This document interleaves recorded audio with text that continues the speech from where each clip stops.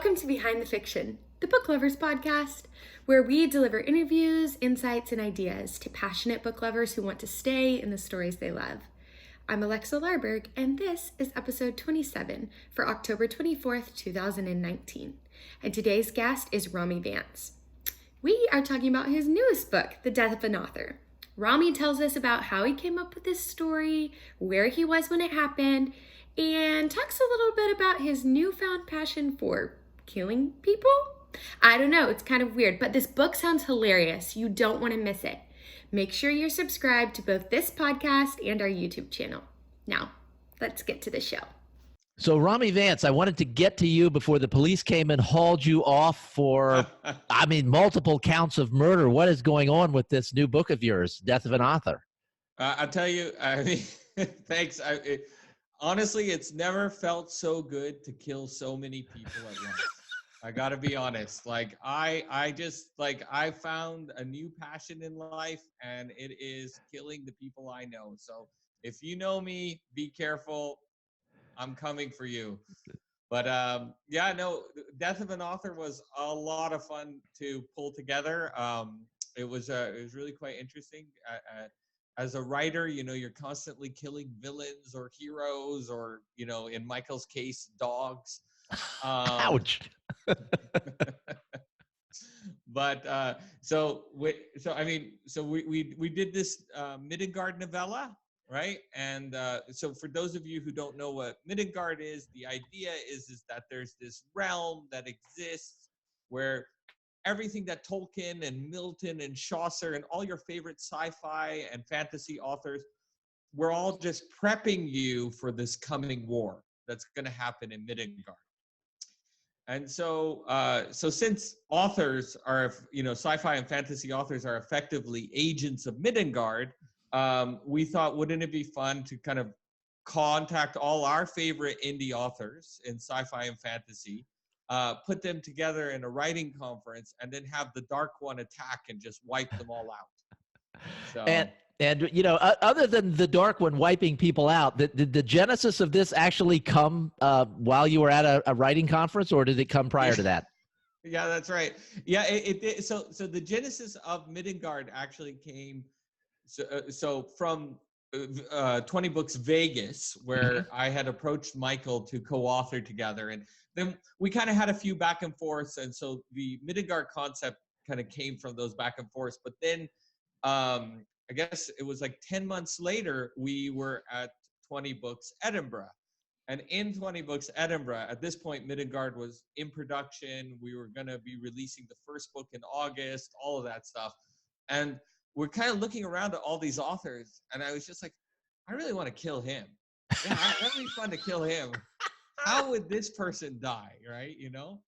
And there was the game lit community was there, and so Midgard is not game lit. It's not lit RPG, but it does share a couple elements with those subgenres. And so, like people like Dakota Kraut, for example. Don Chapman, for example, who are kind of, established members of the lit RPG and game lit. So I started talking to them about it.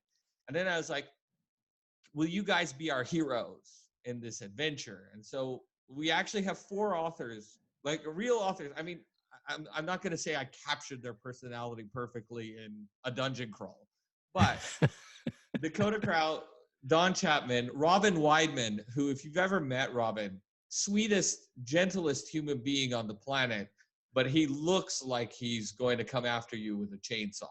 He's just huge. He's just a huge guy, bald, kind of menacing look on his face, but he's also Canadian, so he punctuates everything with sorry, So, and then Lindsay Broker was the 4th member.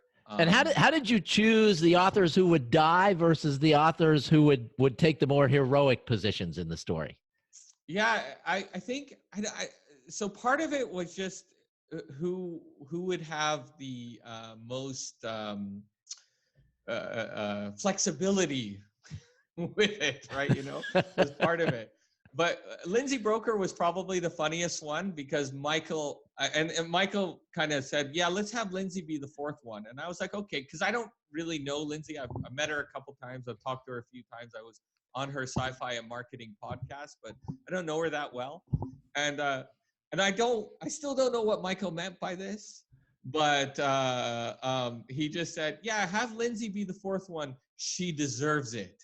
So I don't know what that means, but I will say that Lindsay's death, I think, was just kind of in the big picture, the funniest thing, because one of the things that Lindsay, and this is a slight spoiler alert, one of the things that Lindsay said to me when in the couple conversations we had was how much she loves dragons, right? And so they're sneaking through a dungeon in one part of the book, and there's a dragon, and everyone in the party is like, shh. And Lindsay's like, okay. And then they're just about to escape, and Lindsay goes, ah, damn it. I've never fought a dragon, and this is my only chance. And she just turns around and goes after the dragon. So it was quite funny on that level. Were there any, did the authors have any say in how they passed away? Yeah, they did. I'll say that was very difficult. That was probably the hardest part. And most authors didn't get the death they asked, to be honest. I am particularly proud of one author, though. He was kind of the first guy to come up to me with an answer. And he said it was Tao Wong, who is a lit RPG or game lit author. Mm-hmm. And Tao was like, I just want to die by lead poisoning. And I was like, how can I? And so anyway, so then I created this entire, like, it actually worked out. We actually managed to kill Tao with lead poisoning. My favorite death was Mal Cooper, Derek Murphy, Brian Cohen. Sorry, I forget now. And there was Chris Fox, I think it was. The four of them are sitting in a room, they're hiding. And then they just get into this like fierce debate over the best marketing techniques. Completely don't realize that there's a monster coming through. That is hysterical. And just get wiped out while, so that was a fun death. Yeah, what was really amusing was how every single author, not one person said no. And I'm particularly proud of how I killed Michael Anderle. I thought that was fitting, his death. And how how I killed Dan Wilcox was particularly good, because Dan and I have a not so secret what's it called, rivalry for Martha Carr's affection. Right. So we're constantly trying to one up each other in Martha's eyes. So Dan dies epically failing Martha. Oh my gosh. So. And does Martha know that you guys are rivals for her affection in the book and in real life, of course, as well? Right. Yeah. No, she knows. And I mean, unfortunately, Martha dies as well. In Dan's failure, Martha bites the big one too. So well, I die as well. So one of the jokes that was running in this conference was how we were playing this game, like this kind of like secret game, assassin game. And there was this one author, Craig Falconer, if I don't know if you know him. And for whatever reason, Craig just kept protecting me in this game. So in the book, he tries to protect me, and it all kind of, I mean, it all has, as best as I could, and I will admit it didn't always happen, but tried to, bring in some of the personal relationships that we had with the authors, and there's quite a few inside jokes, I think. Well, not so inside now, because I told you about the. Yes, well, I mean, the whole idea of the people sitting around talking marketing, it's a great group of people to sit around talking marketing. Most of us would like to watch that conversation. And, some days maybe you just want to see them all be killed at the same time. Who knows? Right, yeah, that's right. It's like, blurbs, no, Facebook ads, no. And then it's like, they all get wiped out. Yeah. Just make the rules and we'll follow the rules. Stop changing everything.